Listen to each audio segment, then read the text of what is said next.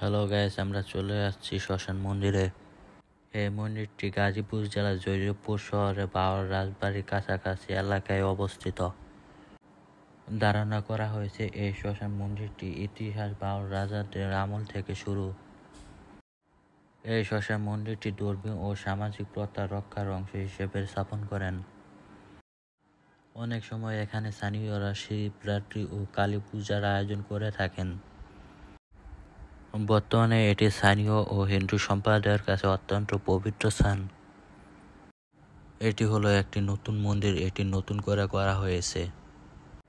তার পাশে রয়েছে একটি পুরনো মন্দির, এটি অনেক আগেরকার মন্দির, রাজা বাদশাহরা এই মন্দিরটি বানিয়েছেন। স্থানীয়রা এই পুরাতন মন্দিরকে শিব মন্দির বা কালী মন্দির হিসেবে চিনে।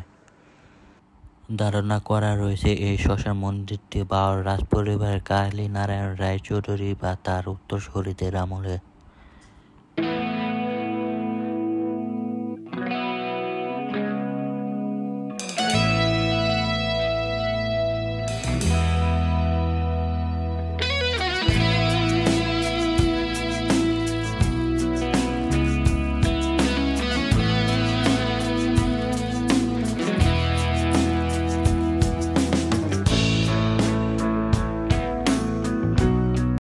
বাউর রাজপরিবার পিতৃপুরুষদের স্মৃতিতে বা শিব পূজা স্থান হিসেবে নির্মিত হয়েছিল এই মন্দিরটি।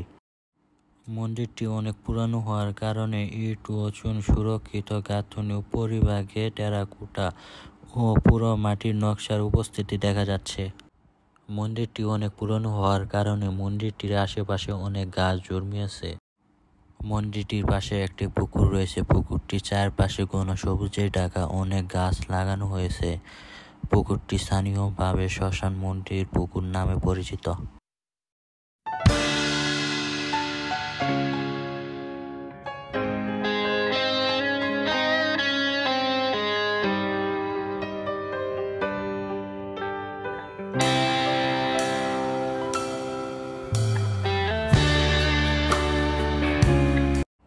পুকুরটির পাশে অনেকের সমাধি করা হয়েছে। এগুলো সাধারণত হিন্দু পরিবার বা পুরোহিত পরিবারের সদস্যদের দাহ পরবর্তী সমাধি হিসেবে নির্মিত হয়ে থাকে। অনেক সমাধি বট গাছের ছায়ায় অবস্থিত, যা প্রাচীনতার প্রতীক।